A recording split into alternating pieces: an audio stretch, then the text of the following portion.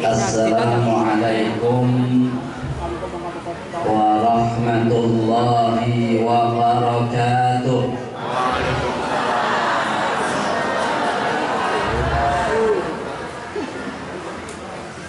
Insyaallah 39 hari lagi kita akan merayakan hari raya Idul Fitri.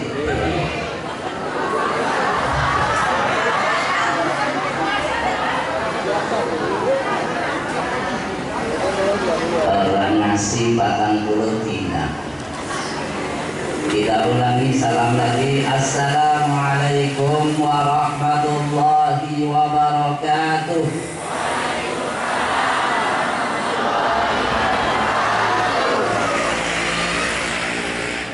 Bismillahirrahmanirrahim.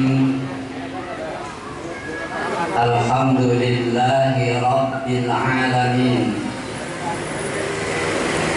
Wal 'aqibatu lil muttaqin. Wa la 'udwana illa 'alal zalimin. Allahumma shalli wa sallim ala nabiyyina wa habibina Muhammad wa ala alihi wa ashabihi ajma'in, amma ba'd. Para sesepuh yang saya muliakan, segenap pengurus DKM Masjid Al-Fatihah Kecamatan Wangon, Kabupaten Banyumas, Provinsi Jawa Tengah, negara Indonesia, bagian dari dunia internasional. Para ibu, ini remaja putrinya banyak banget nih, Masya Allah. Ini para tamunya juga remaja putri semuanya. Alhamdulillah, Masya Allah. Ini gak usah khawatir, di surga nanti gak ada orang tua. Di surga gak ada orang nenek-nenek, gak ada yang di surga. Ustaz, kita capek-capek ibadah gak ada yang di surga, nenek-nenek. Ya gak ada. Maksudnya kalau udah masuk surga kembali mujalah. Masya Allah. Inna ansha'nahunna insya'a faja'alnahunna abkara. Kami jadikan mereka kembali menjadi gadis-gadis, perawan-perawan. Alhamdulillah. Para ibu semuanya semoga menjadi ahli surga. Amin. Para bapaknya gimana? Insya Allah kita bersama-sama, suami istri, anak cucu, kita jaga iman dan Islam, meninggal nanti dalam keadaan husnul khotimah. Qu anfusakum wa ahlikum nara. Jagalah dirimu, jagalah keluargamu, jangan sampai masuk neraka. Kita semuanya dengan izin dan rahmat Allah, semoga semua menjadi ahli surga. Amin ya rabbal alamin. Hadirin hadirat semuanya, anak-anak sekalian, semuanya yang saya cintai, sebening salju seputih keliru, kalian seputih salju sebening kaca. Salju kan putih ya, ini kaca bening. Satu lagi, seputih salju, sebening keperwira lanjutannya. Ramadan yang kita rindu akan segera tiba. Amin ya robbal. Sekarang tanggal 20 Sya'ban. Insya Allah nggak ada perbedaan untuk permulaan Ramadan tahun ini. Sama semuanya, mulai puasa tanggal 1 Ramadan. Idul Fitri juga nggak ada perbedaan, semuanya nanti tanggal 1 Sya'ban. Umpama nih mentok nih menentukan tanggal 1 Syawalnya beda satu dengan yang lain, yuk saling memaklumi. Gitu ya. Ukhuwah kita jaga. Maka kita menyambut datangnya bulan Ramadan ini, yang pertama dan utama adalah buatlah orang senang, buat diri kita dan orang lain senang. Ini yang nomor satu. Mau masuk Ramadan itu jangan sedih, mau masuk Ramadan jangan susah. Tapi mau masuk Ramadan justru hati kita senang, berbunga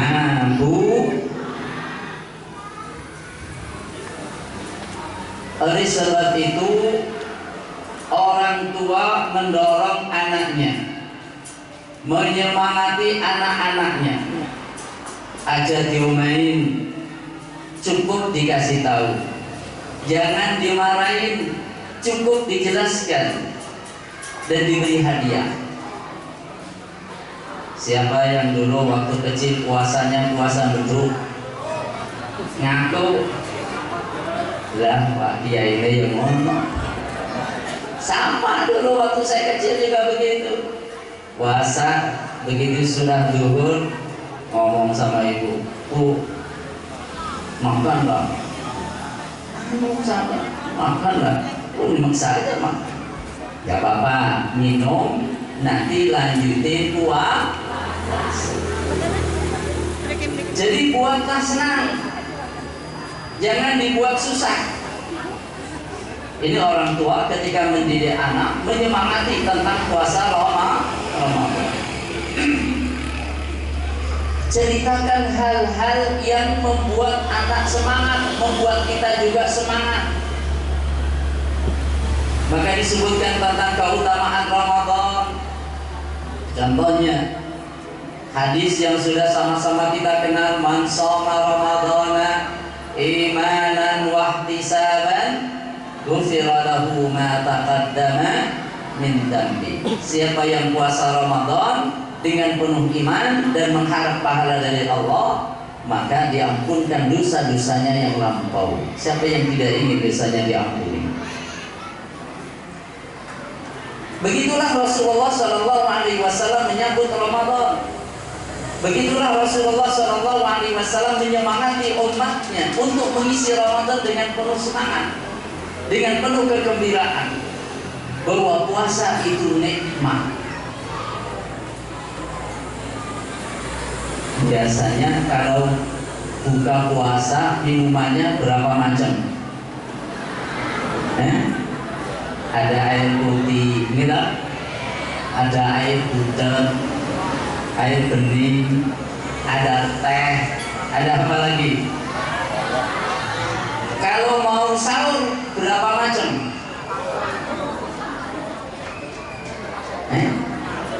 Mulanya kadang-kadang Arab sahur males. Kenapa? Lauknya mendoan dingin. Lauknya mendoan dingin. Mau bangun nggak semangat.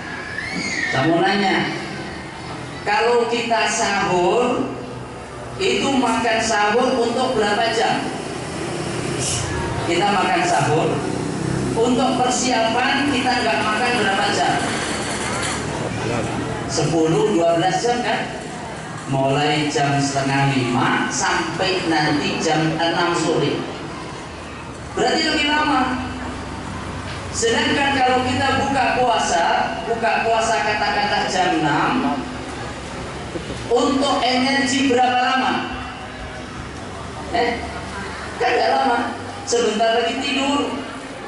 Paling antara maghrib sampai jam 10. Berarti jam 6, 7, 8, 9, 10. Jadi berbuka puasa itu kita memerlukan energi hanya untuk 4 jam, 5 jam, andai kata tidurnya jam 11. Ini buka puasa. Sedangkan makan sahur kita perlukan mulai setengah 5 atau jam 4 kita makan sahur, baru nanti kita makan lagi jam 6 sore. Berarti untuk persiapan nggak makan berapa jam?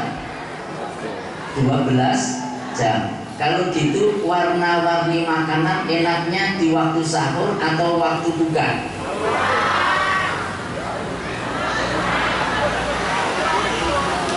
Makanan yang enak-enak itu bagusnya di waktu sahur atau waktu buka? Ini ada 2 partai. Ada partai buka, ada partai sahur. Para bapak dan ibu sekalian, jangan khawatir kalau kita buka puasa, walaupun hanya air bening, nikmat ya. Walaupun hanya teh manis, nikmat ya. Beda dengan sahur. Kalau sahur hanya teh adem, air bening biasa, kadang-kadang males-malesan. Makanya monggo buat senang. Jadi bagaimana berbuka juga senang, karena berbuka itu masya Allah kata Rasulullah, lis-shaimi farhatan. Orang yang puasa itu ada 2 kegembiraan. Gembira yang pertama farhatun indal iftar, gembira saat berbuka. Jadi saat berbuka puasa itu apapun hidangannya kita bisa menikmati. Alhamdulillah. Jadi orang yang puasa itu kalau berbuka puasa ia gembira. Jadi kalau kita kurang gembira tandanya kurang poso. Halo? Siapa yang hidupnya kurang seger, kurang bahagia, tandanya kurang puas. Insya Allah kalau kita puasa, ada puasa Senin, ada puasa Kamis, ya, ada puasa hari-hari terang bulan 13, 14, 15 dari penanggalan Hijriah. Insya Allah setiap kali kita berbuka, setiap itu pula kita merasakan kegembiraan. Itu baru kegembiraan di dunia. Masih ada satu lagi gembiraan, kata Nabi, wa farhatun inda liqa'i rabbi, yaitu gembira ketika berjumpa dengan Allah, dengan Tuhannya, mendapatkan pahala dari Allah, mendapatkan kebahagiaan dari Allah, dimasukkan ke dalam surganya. Alhamdulillah. Jadi orang yang berpuasa itu mendapatkan kegembiraan dunia dan akhirat. Dunia ia gembira saat berbuka, di akhirat ia bergembira saat mendapatkan balasan terbaik dari Allah Subhanahu. Buat gembira. Ini penting. Ada orang tua, ini cerita, saya punya guru namanya Syekh Dr. Salim Segaf Al-Jufri, dosen. Saya belajar sama beliau kurang lebih 5 tahun. Setelah itu saya bantu beliau di perguruan tinggi. Saya bagian akademik dan kemahasiswaan, bantu sekitar 2 tahun. Sekilas tentang beliau, 2 tahun saya bertetangga, dan 5 tahun sebelumnya menjadi mahasiswa nggak pernah saya melihat beliau marah. Bertetangga gak pernah beliau melihat anaknya melotot-melotot, marah-marah, gak pernah. Kira-kira ini yang bagus anaknya atau bapaknya?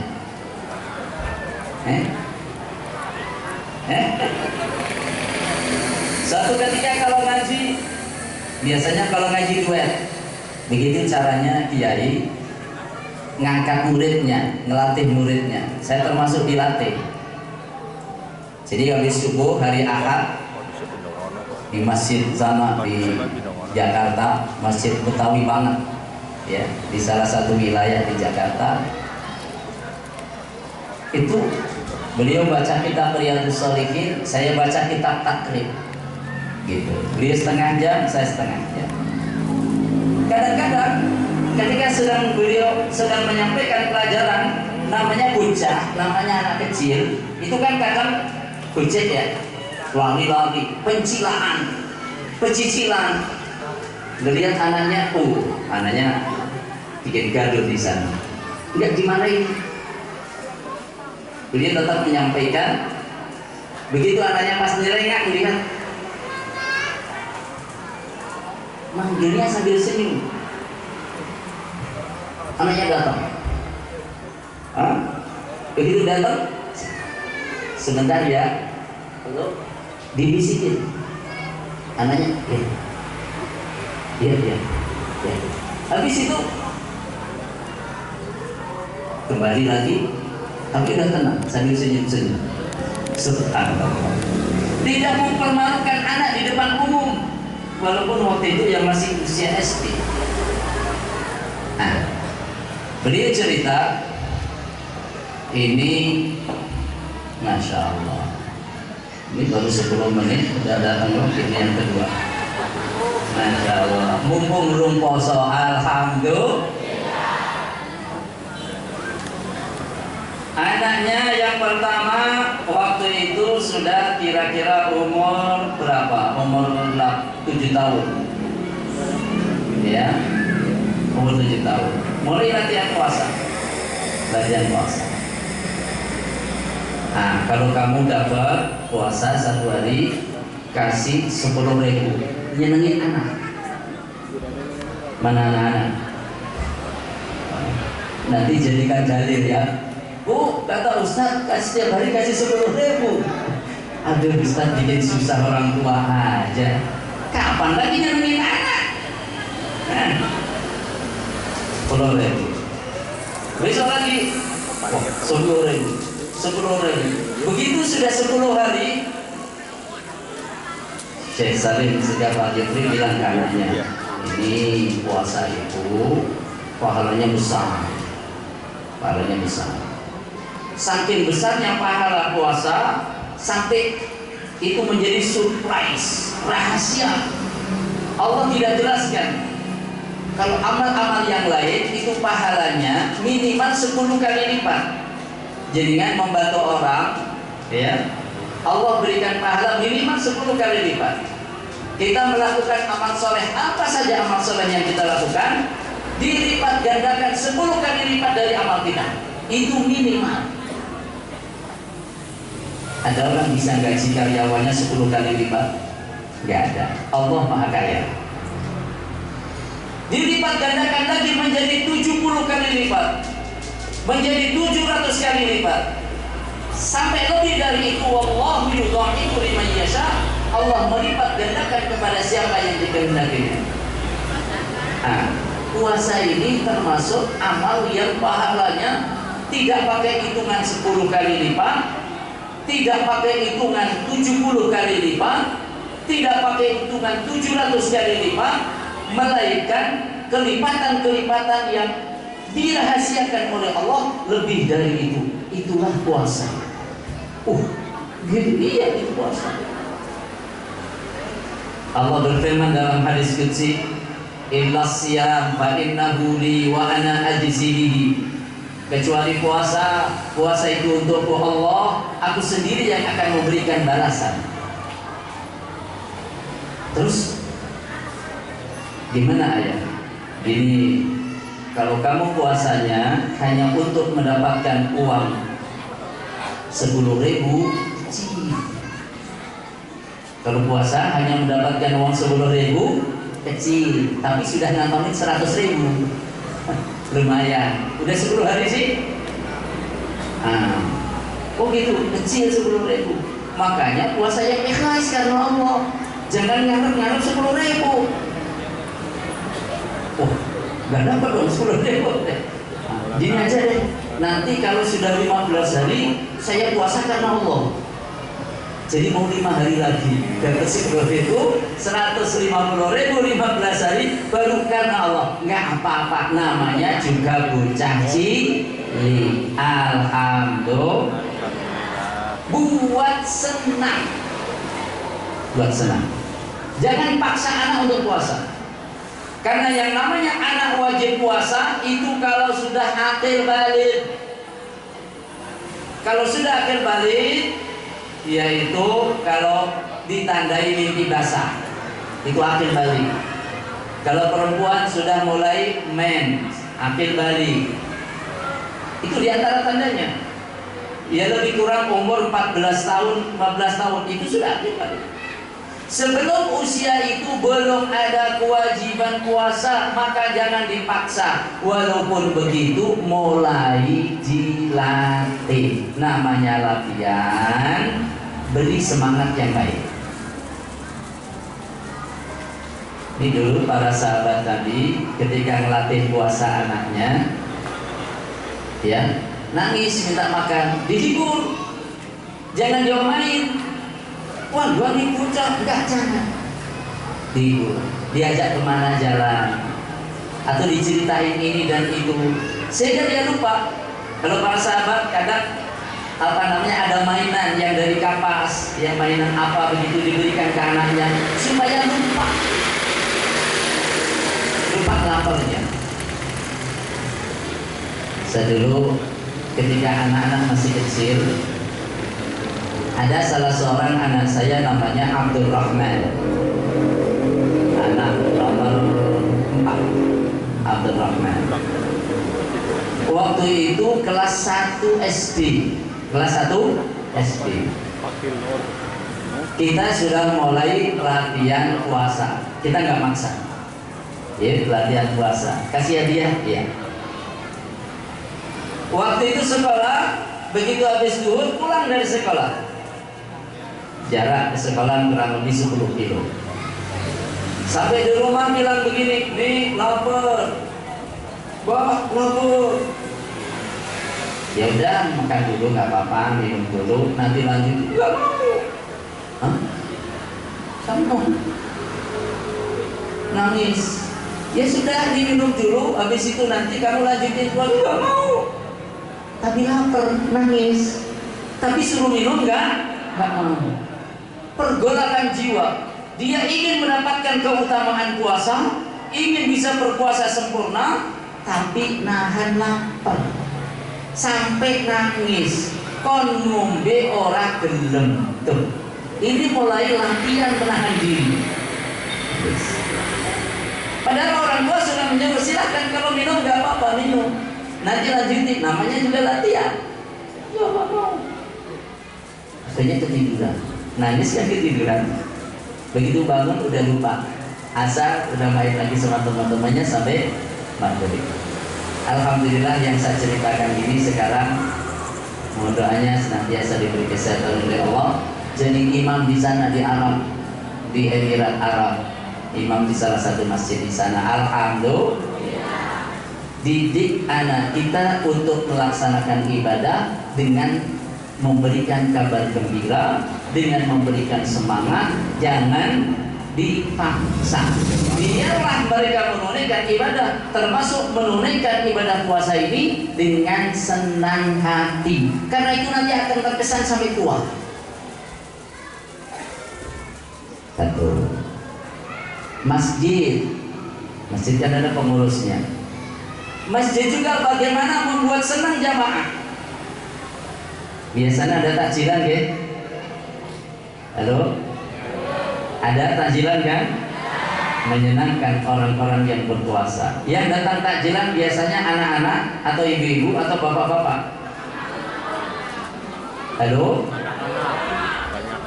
Ada anak, ada bapak, ada ibu. Alhamdulillah. Masya Allah. Terus takjilan biasanya dapat duit nggak? Nggak ada ya? Kalau dapat duit mau nggak? Mau. Mau? Mana pengurus masjidnya?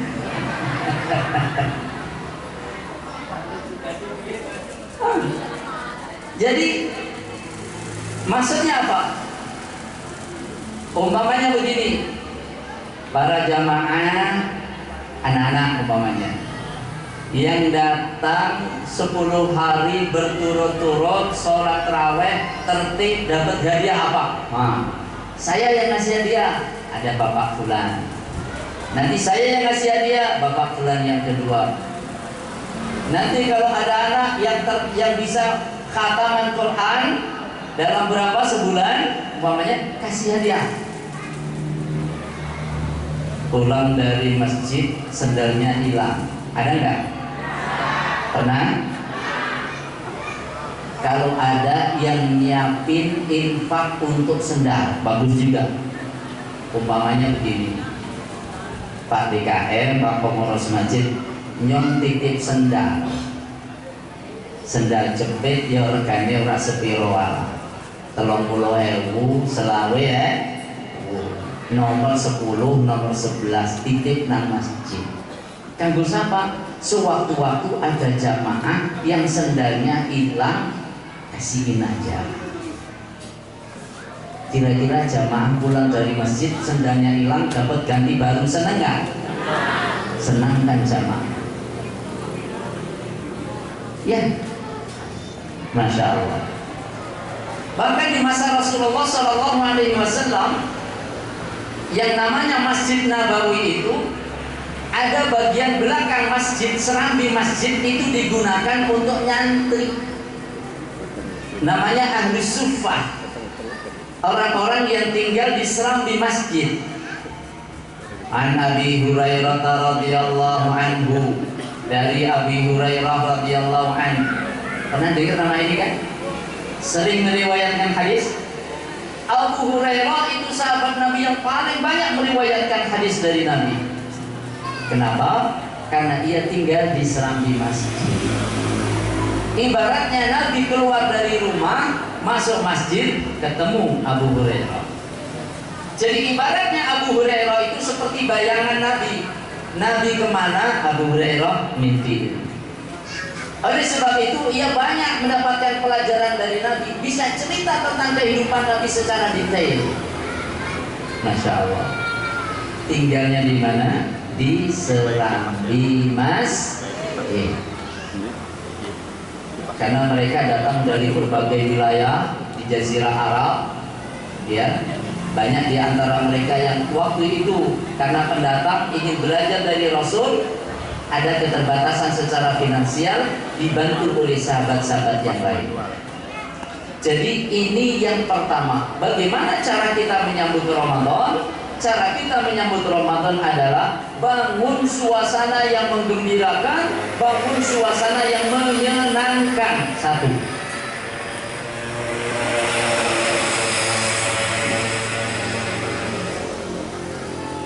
Ayatnya gimana? Ya ayyuhalladzina amanu kutiba alaikumus siyam kama kutiba alal ladzina min qablikum la'allakum tattaqun. Terus biasanya sampai situ aja ya. Tambah dikit lah. Ayyaman ma'dudat. Subhanallah. Ketika Allah memerintahkan orang-orang beriman untuk berpuasa, cara memerintahkannya juga menyenangkan. Pertama dipanggil dulu, hai orang-orang yang beriman. Kira-kira kalau kita disuruh nggak pakai dipanggil, pergi sana langsung, menghormati nggak? Nggak menghormati kan? Panggil dulu. Sini sebentar, oke teman-teman. Ini tolong ya. Itu menghormati. Ketika Allah memerintahkan umatnya, memerintahkan kita semua untuk berpuasa, kita dipanggil dulu dengan panggilan yang paling mulia. Hai orang-orang yang beriman. Hai orang-orang yang ada hubungan dengan aku, yaitu hubungan iman. Wahai orang-orang yang telah menjadikan aku Allah sebagai sesembahannya, dan aku menjadikan orang itu sebagai hambaku. Hubungan yang paling akrab dengan Allah adalah hubungan iman. Allah panggil itu, hai orang-orang yang beriman.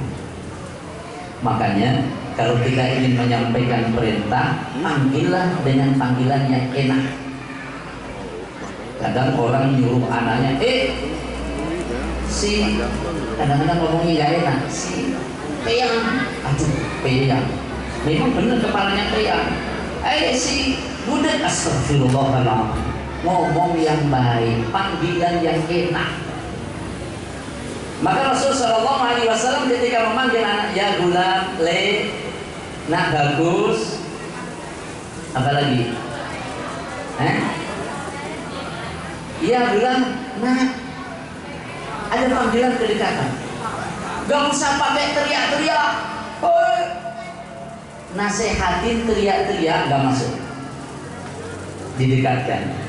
Anak kalau dekat, kemudian kita disihir, itu lebih masuk. Ibu, bapak, saya mau nanya. Masya Allah, Masya Allah.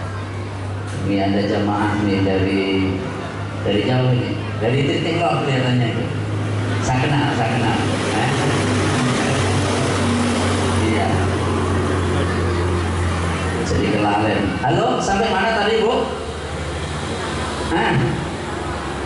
Memanggil dengan panggilan yang enak. Memanggil dengan panggilan yang enak. Ini pertama.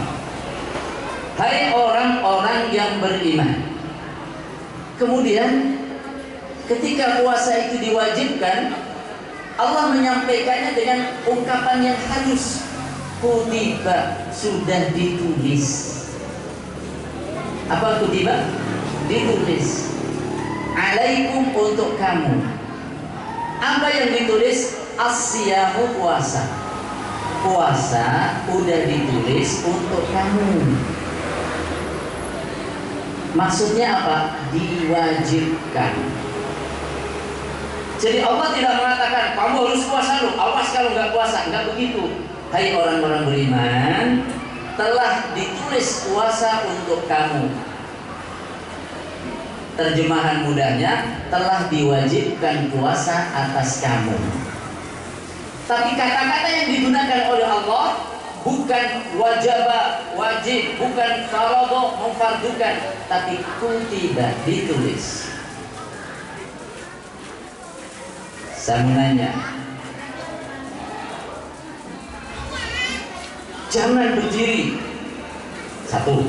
Kata-kata yang kedua, dilarang berdiri. Hadis mana? Hadis yang kedua kan? Dilarang berdiri. Jangan berdiri. Kok kayak gimana? Maka di sini dikatakan kamu harus puasa, enggak begitu. Maka tapi telah ditulis puasa untuk kamu. Allah menggunakan bahasa yang sangat halus. Kalau Allah yang memiliki semesta alam ini, ketika memerintahkan kita untuk berpuasa, memanggil dengan panggilan terbaik yaitu panggilan iman, dan menggunakan bahasa yang halus yaitu ditulis puasa untuk kamu, lalu bagaimana kita ketika ingin menyampaikan kewajiban ini kepada anak kita? Gunakan bahasa yang enak, bahasa yang nyaman, bahasa yang halus.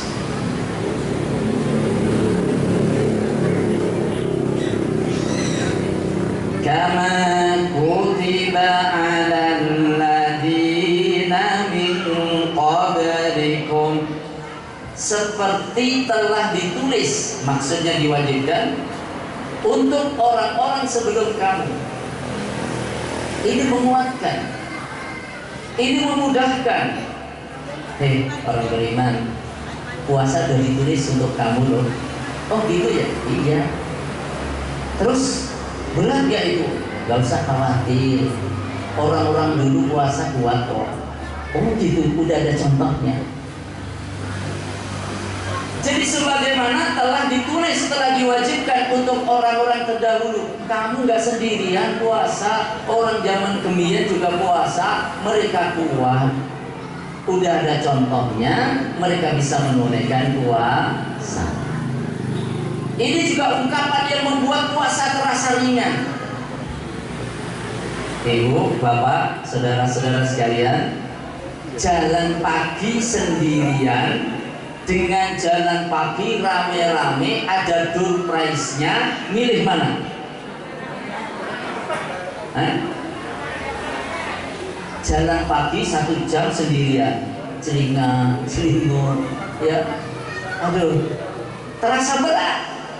Tapi kalau bareng-bareng, ini mau menyambut Ramadan, sekaligus bagi-bagi jadwal imsakiyah, ya, sekaligus silaturahmi, jalan bareng, pengurus masjid, anak-anak bareng, silaturahmi muter, terasa ringan. Jadi puasa itu kalian tidak sendirian, tapi puasa itu adalah orang-orang zaman dulu, umat-umat sebelum kalian juga puasa, sehingga nggak berat. Jadi kalau melaksanakan bareng-bareng terasa ringan. Begitu kata Allah Subhanahu wa Ta'ala dalam Quran. Orang-orang dulu juga puasa, terbukti mampu, kalian juga bisa melakukannya bersama dengan orang-orang sebelum kalian dalam melaksanakan puasa, sama-sama melaksanakan perintah Allah Subhanahu wa Ta'ala. Penghujung ayat disebutkan la'allakum tattaqun. Artinya apa? Bertakwa. Agar supaya kalian menjadi orang yang bertakwa. Ini tujuan puasa. Jadi bagaimana puasa itu endingnya adalah ketakwaan. La'allakum tattaqun, supaya kalian bertakwa. Jadi kalau memberikan perintah, sampaikan tentang tujuannya. Pelajaran bagi kita semuanya. Kalau kita nyuruh anak, sampaikan tentang hikmahnya, sampaikan tentang manfaatnya, sampaikan tentang tujuannya, sehingga semangat untuk melakukan itu. Nah, lakukan ini. Kalau engkau melakukan ini, nanti kamu akan begini faedahnya. Nah, jangan lakukan itu, sebab kalau melakukan itu akibatnya bisa begini. Mulai diajak berpikir tentang resiko dari setiap perbuatan. Ketika berpuasa, diajak berpikir tentang apa manfaatnya. Ketika larangan disampaikan, diajak bicara tentang apa bahayanya kalau larangan ini dilanggar. Begitu cara Allah menyampaikan ibadah puasa ini, hukumnya wajib. Disebutkan tujuannya la'allakum tattaqun. Enak nggak? Subhanallah. Alangkah mulianya Allah, alangkah pengasihnya Allah. Samunanya, puasa itu berapa lama? Puasa Ramadan berapa lama? Halo, assalamualaikum. Berapa lama? Ya, sananya bapak-bapak dulu. Pak, puasa Ramadan berapa lama? 1 bulan. Ibu-ibu, puasa Ramadan berapa lama? Kata siapa? Hah?